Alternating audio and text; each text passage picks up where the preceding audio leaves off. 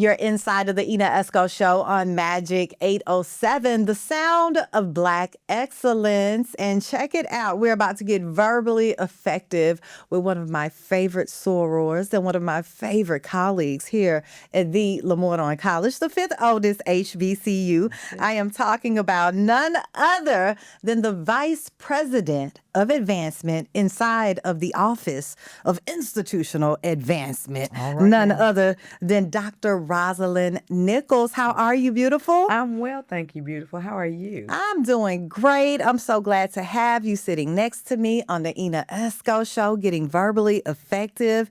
And your title alone says a lot, but I want you to break down to the ladies and gentlemen out here in the Ena Esco audience exactly what the Vice President of Advancement inside the Office of Institutional Advancement, what does that mean? Yeah, so what I have started to say to people, to put it in a nutshell, is that the Office of Institutional Advancement, we are the show me the money Me the money. We are the show me the money. We are responsible for raising funds for the college, both restricted and unrestricted funds. So in the difference of those, our annual fund that we're in the midst of right now, those are things that help to enhance student experience and provide us in some ways in households that would be like your savings account or your emergency fund, the things that help you cover cost in the immediate moment. And then we also have restricted funds that we raise, which is capital. It's buildings, it's endowments, so those kind of things are housed. And so our role is to help raise funds for the college to help sustain us. Yeah. Yes, and I know that alone is a task within itself. We're going to get into some of those intricacies. However, you are both an alumna of LeMoyne-Owen College and also a former Miss LeMoyne-Owen College, like myself. We're in a small club. That's right. That's right. What do those type of experiences still mean to you today, being an alumna, being a former Miss LOC? Well, I am third generation. Wow. Third generation. Both my grandparents, both my grandmothers had affiliation. My paternal grandmother was at LeMoyne Normal School. And then my grandmother graduated from LeMoyne College. All of my mother and her siblings, with the exception of one, graduated.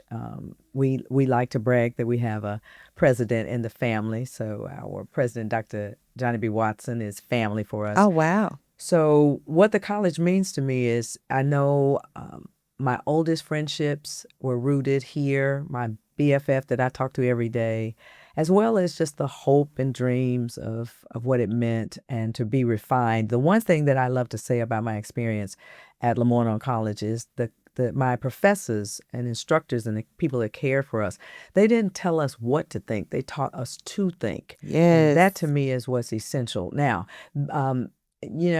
when I came, I had a scholarship. I'm very fortunate, and I walked out of here without any debt because of what LeMoyne provided me. But my best friend and I became friends because there was a contest going on for Miss LOC, and I would when I had dreams of Hollywood red carpets, I would sing and do contests all the time. So becoming Miss LOC was a gift, and the first Miss Black and Gold was a gift. Okay. First Miss Black and Gold. Wow. Sylvester Fulton and Kevin, the late blessed memory, Kevin Flagg, they started the Black and Gold contest. And so, I have so many. I walk this campus now and I see these students and I think of myself and I think, I can remember. This is really great. When you think about the pageantry, the pomp and stance of it all, what we know today, the LOC Royal Court, was it similar back in your day? Not. No. I would say the same thing, no. Right, no. And back in my day, I want to go back and have a contest again. Like, we're going to show you how to do it right. The young woman in her drape and Bianca's doing amazing. Those young people are amazing. They're doing a great job. They're doing, and I don't remember having actually a Mr. LOC, but I must have. I had one. I probably JB did. Blocker. I don't even know who mine was, whoever he was, but it was it. But the young people today make you very proud. They do. They do. They're beautiful. And can you imagine social media going on back in your day? No. No. No. I can't imagine. I think, just we had cameras where the picture shot out at the end. That was as social and media as we got. A I do, Polaroid. right. I do remember being included in Tri-State Defender and those kind of things, right? But I Tri-State understand, Defender. that's right, I took you back. I don't remember being included in the Ebony magazine. I understand I you were. was, I yes. know. See, no, I missed that gift. Oh, I don't wow. think I was. So much has changed, yet some things still remain the same. I got Dr. Rosalyn Nichols in the building with me, getting verbally effective on the Ena Esco Show. We're going to talk a minute about why institutional advancement matters, right? Many people hear the words institutional advancement, but don't fully understand what it means or what your office and the people involved in it, how their part plays a huge role in institutional advancement. Can you tell me the makeup of your department and what those roles are indicative of? Yes, we are a mighty team. Yes. We have 3 advancement officers who are assigned to finding the money, right? So my own role as VP of Advancement, we have Chief Jerry Dean Redmond, who is Alumni Affairs and Technology, and now we also have Chief Tori Harris, who works on major gifts and donors. And so what we are doing, the task is you need advancement only works if you are constantly looking for the resources. That's one. So we spend a lot of time saying, where are the options for us? What fits LeMoyne? Who are those donors? We also are stewarding those relationships, right? When I first got here, there was a conversation about, we ask too much but the reality is, and I had that conversation with the team, is the only time you hear that is when you haven't been faithful with the relationship, right? Because when you steward the relationship better, then you're not only just calling to ask for a gift, you are also calling to say thank you for the gift. You're also calling to know that the donor has had something happening in their life, or right. Nurturing. It's nurturing. It's like any other relationship. I'll tell you a funny. So my parents divorced when I was young, and I remember calling. My daddy would say, "You only call me when you want something." And I remember thinking, well, you're the daddy. That's what I'm calling you for. But it was because we had a relationship prior to divorce where he was in and out of my life so I could talk to him. We had all of that. In the absence of that, it didn't feel that same way for my father at the time, right? But I also translate that experience into my advancement work, right? People need to hear from you, not when you need something, but when you're sharing something with them or thanking them or Yes. bringing them in where there's no ask. So we build relationships, we steward relationships, and we transform lives in the Office of Institutional Advancement. Because what we do, literally, I say to the young people all the time, we are only here because you're here. Okay. If you're not here, we're not here. But what we are able to do with the resources is watch them go from green freshmen into young adults and professionals that leave out. And our desire, the president's desire, is to have our students be able to graduate with as little debt as possible. Yes. Yeah. That is the goal. That is the goal. Now, when someone makes a donation to LeMoyne-Owen College, where can those dollars make the biggest impact?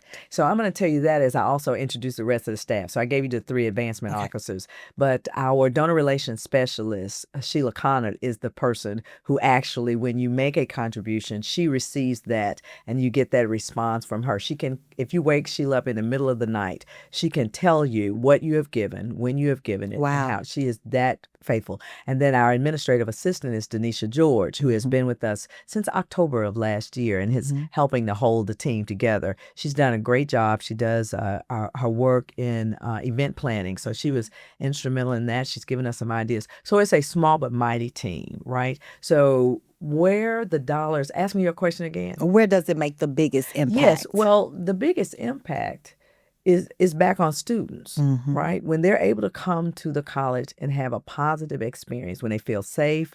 We just recently received $250,000 from the I saw county that. commission that's going to help us to continue to enhance our security on the campus to make certain that our students, we are in 38126. I grew up in 38126. So there are a lot of South Memphis it's all South day. Memphis with an F. Don't play.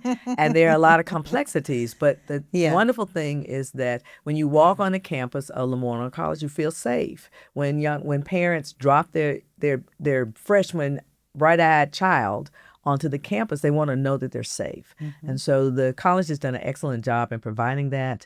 Those resources help to make certain that that happens for students. And then just the ways in which we enhance their experience. In OIA, we have done faculty and staff appreciation. We have ongoing events for alumni. We just finished our Juneteenth. So we want them to know that not only are they we need them to give, but when they give, they get the experience. When I hear a donor come on the campus and they say to me, "Roz, the school looks good," then that makes me happy. That means that what we're doing turns into that lawnmower that you hear, making certain that the grounds look good. It's those kind of details as well as the big things that you see in social media. Yeah. Yeah. Like you mentioned, the $250,000 that was awarded. And, we often see contributions, donations in those form of the big checks going to LOC. And on the other side of that, you may have alumni or people that are just keeping up with what's going on with LeMoyne-Owen College, wondering how is that money allocated? And you just gave us a great example of what that looks like. Yeah. Do you often have people calling or maybe alumni wanting to know a line item by line item breakdown? Does it ever get that way? It doesn't really get to line item by line item. They normally, when people call and ask us about they have a particular itch that they want to scratch. If they have an endowment, they want to know what's in their endowment, and they want to know how their endowment is being utilized, what students are being impacted. So those are often the calls that they get. Now, of course, around end of tax season, we're going to get, can I get my report? But no, we don't. We've been very good stewards of what goes out into the community about how we are using our resources. Yes. And anybody who has a question, we're very excited to be able to say, there's no question that you can answer. We're not willing to try and answer. You may not always like the answer, but we will answer your question. You all have been very forthcoming and transparent about Very all of forthcoming, this. right. There's no hidden agenda. No. Yes. Oh, wow. There's... Can I also say this, Yeah. Rena? We oftentimes hear in the news and we talk about those big donors, that $250,000, the $400,000 from the city, the $500,000 from FedEx. We talk about those big numbers. Yeah. But I will say that in most nonprofits, when I have conversations with my colleagues, it's not the big fish that keep you going, right? It's not the whales. It's those donors who consistently give whatever that amount is. We have donors who will give on 807 Day. They will give a recurring gift that is smaller than that big picture, but we're able to keep the doors open, not because of the big gifts. When I first got here, we had a freshman who heard us on 807 Day. And when I walked out of the little theater, she was trying to cash app 807 because I think it may have been 1807, whatever the amount was. And that donor is more important to me, right? Because the resources out of the 250 come out of a pool that is bigger than that individual.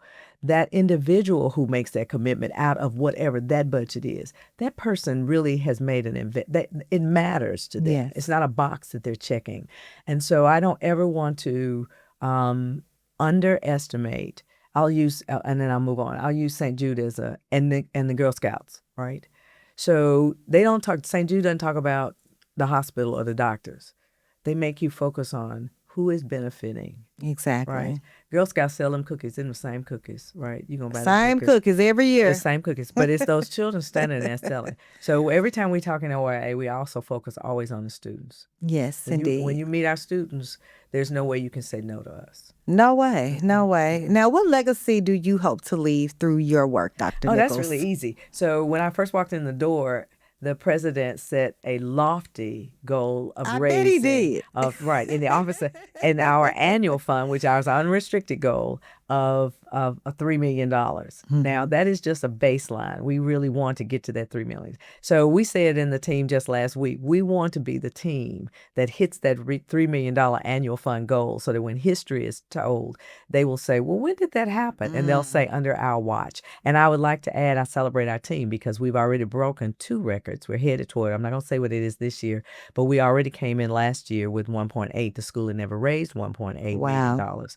So we are looking to try and be the team that breaks the traditional expectations from LeMoyne. And we're very grateful that we have a president who also knows his role in advancement, right? Yes. That whenever he goes out and speak, our role is easier because we follow up to say, this is what you need to do to give. And you know what? You're breaking me into the perfect segue with this question because you're talking clearly about the impact of what you're doing now. But 20 years from now, what would you say the era LeMoyne-Owen College is currently in with this current LOC administration, with your team, with, you know, some of the different projects that are in place with taking LOC to the next level?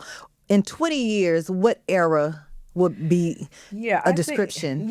A renaissance. Yes. Right? I agree. Literally, I think it's in a renaissance. The school next year will be 165 years old, right? Yes. The school has weathered, our beloved LeMoyne-Owen College has weathered all the seasons, all the turbulence, all of the things. We came into existence before, we were really even free people, and yet we are still here. And so I see us in yet another, it's not at first, but yet another revitalization of celebrating and honoring what does it mean to be Black every day? What does it mean to be an intellectual, right? Mm-hmm. What does it mean to be brilliant and business-minded and science-minded? All of those things, the things that I cherished most when I graduated from LeMoyne, right? I felt like I was being prepared for something greater than when I walked in. I think we're in that season again. It's very exciting. It is. Very exciting. Yeah. Very exciting. Yeah. And you mentioned this campaign. I know this is one of your favorite of the entire calendar year, 807 Day. Now, we are located, LeMoyne-Owen College is actually physically located at 807 Walker Avenue, if you did not know. That's right. And we do a celebration every year, 807 Day of Giving. That's correct. Let's talk about what does that campaign look like in the past, currently, and where we want 807 Day of Giving to go. Right. So 807 Day of Giving this year is on a Friday. Mm-hmm. Okay. It starts at 8:07 a.m. and ends at 8:07 p.m. Okay. And it is indeed the kickoff of our annual fund. So it is the largest day of giving for our annual fund. We have a lofty goal this year. We want to clear $200,000 for the annual fund. We have letters are going out and we're communicating now. The resources are just what we just got through talking about. The annual fund is a temperature check for the health of our donor community in ways in which people give. And we spend time with the telethon. We're sending out letters. You'll get communication. But it is the ways in which we're able to secure the beauty of the campus, the feel of the campus. 807 Day allows us to be prepared for our gala in the next part of the year. So it's really essential, but it is a celebratory moment that everybody is invited at any level to give toward our annual fund. And what we get out of the annual fund sets the tone for how we're going to get to the $3 million mark or $2.5 million in 2026. And so we have fun. It's a telethon. They're going to be in there making phone calls to folks. Mm-hmm. We have donors who come in and bring checks. We have folks that we celebrate and honor. We this year again, we're going to have our tennis shoes, our LOC sneakers. Okay, right? and that's a hot commodity. That is a hot commodity. Yes. They're gorgeous, and for a contribution of $200, you can give $200 above. But it also, I will say this in a very heartfelt way, we get a chance to sit down with donors and alums who share their history and their story and what matters. This will be my second. Is it my second one? Yes.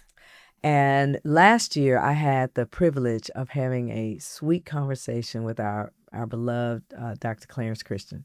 Oh, right. Yeah, and he has beautiful stories. Oh, he has, and legacy stories. But to know that you get a chance to film, and now I hold in my heart that was one of my conversations with him. That we can pull and remember who Dr. Christian has always been and will continue to be for us. So 807 Day is both a fundraising opportunity, but it's also a celebratory opportunity. When we finish at the end this year, we used to have 3 different opportunities, but everything is going to be housed on Consolidation Friday. this It's year. a consolidation. Thank you, Ena. We're going to have the telethon. Then we're going to announce what the goal is that we reached, and then we're going to do what I like to call a wing dang doodle. We're going to be on the yard in the tent, and we're going to be celebrating and saying, "Woo!" It's going to be beautiful. It's going to be beautiful. Everybody can come out toward the end and help us celebrate on that day, Friday, 8/07. Yep, you guys hear that? Friday, 8/07. That's August 7th. It's coming up very soon. That's right. We have some time to prepare, but get your dollars in order to donate to LOC. Yes.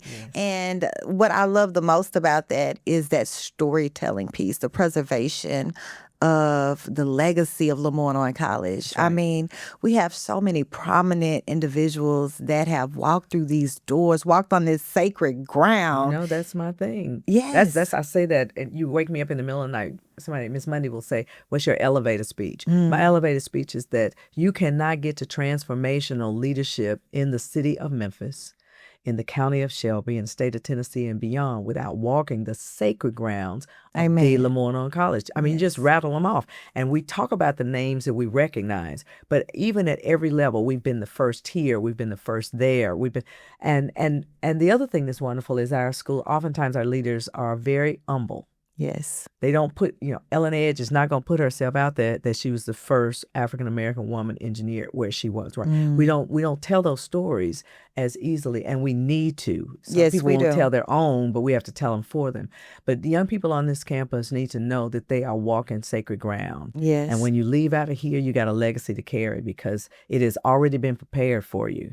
You just need to walk into it, right? Yes, I love that. I love that. And, it seems like we are definitely standing on the shoulders of giants around here. And I hear so many stories just on the Ena Esco Show alone. I learn something new every day from the guests that come through this building. It's amazing the connection that Memphians have to this institution. I just had Grammy Award winner Kirk Whalum here, and he told me his mother and father are graduates. That's correct. Of LeMoyne-Owen College. His first job was at LOC. Now that I didn't know, but I do know his family tree. Isn't that amazing? It is amazing, but it's not surprising. If you know LeMoyne-Owen College, it's not surprising. Not at all. That's right. We have doctors, lawyers, Indian chiefs, musicians, artists, transformational the folks. whole gamut. Pick a thing. They come from LeMoyne. That's right. I have Dr. Rosalyn Nichols in the building with me here getting verbally effective on the Ena Esco Show. We're going to jump into some fire rapid questions. Are you down? Okay, I'm down. First question, favorite memory as Miss LeMoyne-Owen College? Meeting my best friend. Okay. Okay. And you told us a little bit about that. My best friend. Let me call her name. My best friend. Shout her out. She'll be so horrified that I've called her name. Dr. Shavita D. Connor. Okay. You see, we got all these doctors, official doctors around here. That's correct. One professor who changed your life. Dr. Andrea Miller. How so? I got sick the spring of my graduation year and had to withdraw from school. And when I came back, I asked Dr. Miller, I wanted to graduate in my year. I graduated in 1985. At that time, we had trimesters, so you could have a winter graduation. Trimesters? We had trimesters. Okay. And so I asked Dr. Miller if I needed to take 22 hours to graduate, but you had to have permission. It was either 22 or 23, I can't remember, but 22 hours to graduate. And she said, Rosa, you're going to be able to do that? Of course, she became the president of the institution, but she was my advisor at the time. She said, are you going to be able to do that? And I said, yeah, Dr. Miller. And if she had not approved me taking all those classes, then I would not have graduated on time. So she helped me to honor my commitment that I was getting out of here in 4 years. She believed in my capacity to do it. And so she's game changer. Now I got one more. I got one more. Well, I actually got two, but one more. Dr. Miriam DeCosta Willis. Okay. Dr. Willis was a straight no chaser, but she had nothing. She could have been at any institution. Rhodes Scholar, was responsible for Maxine Smith, engaged in the civil rights movement. But Dr. Miriam DeCosta Willis was a game changer. She taught you the fullness of who you were as an African American woman. She pushed you. I remember her note on one of my papers. She said, "This was good, but you could have done better." Right. Wow. Right. Yeah. That makes me think about Dr. W. Harrington being a guest on the Ena Esco Show, talking about just the staff and faculty that have always been deeply rooted here at LeMoyne-Owen College, coming from your Ivy Leagues or not right. Ivy Leagues. We've had Yeah. some amazing professors. Yeah, nobody around here walking this campus, definitely when I was here, was just, this was the only place they could be. No, they could have been any other institution, but they Yes. chose to be. And Dr. Willis, if I'm not mistaken, what I understand is that she did not receive the salary so that she gave the salary back. Now, somebody needs to check that, but I need to ask her son. But yes, that there was a commitment to the education and not just to, adding a feather to her own cap. Amazing. One word that describes LOC. Magical. I like that. I like that. What's one book every leader should read? The Souls of Black Folks. The Souls of Black Folks. One person who inspires you. Oh, that's really hard. Because there's so many. It is so many. Close up and personal right this moment is my cousin Alandria London, also an alum of LeMoyne-Owen College. I love her. Alandria, I love her. What's one thing every alum should do before the end of this year? I'm in the Office of Institutional Advancement. What in the world? What is today in this hour? Yeah. Give in us the a next cash 24, app. that's right. Go to loc.edu give and make a gift to your college. Really, seriously. It will Yes. make an impact and change. Please make that impact. This is my final rapid fire question. Okay. LeMoyne-Owen College is fill in the blank. LeMoyne-Owen College is A gift to Memphis, Shelby County, state of Tennessee, and beyond. I love that. I love that.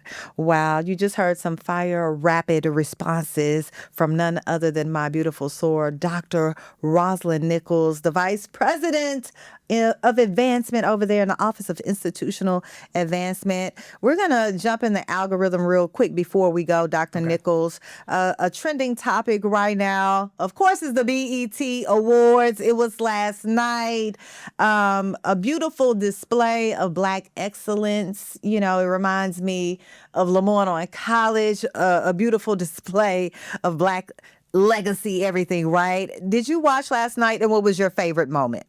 Yes, I did watch last night, and I felt old as I was watching it. I realized, oh, Lord, have mercy.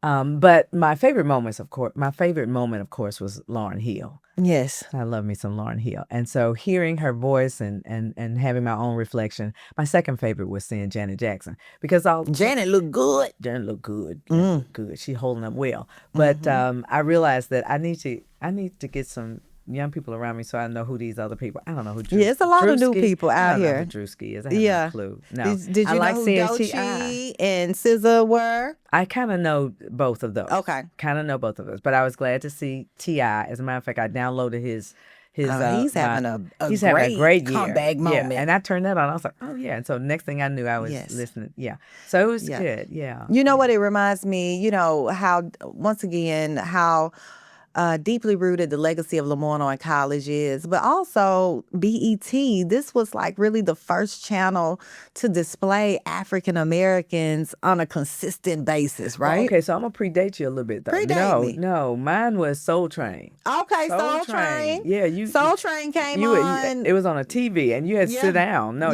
everything shut down because Soul Train was coming on. Right. Yeah. Right, and that was a television show that highlighted Don Black Cornelius, culture, Black music, Black artists, and then young people dancing. Oh, yeah. And so BET is good. The entire network, Black Entertainment BET Television, is a whole came network. around. That's right. That's right. But, yes. But we're always, which is a part of the legacy of always evolving and expanding our reach and our stuff. So yeah, and you know what? I think it's amazing that the BET Awards was, I think, an an excellent production last night because it's kind of been up and down over the years, but last night it really hit home, even with the pressures on just media right now, censorship, just different rules in place to kind of try to break us away from telling our Black stories. But BET is still around and a big player in this game, and I love that. Yeah, it doesn't matter.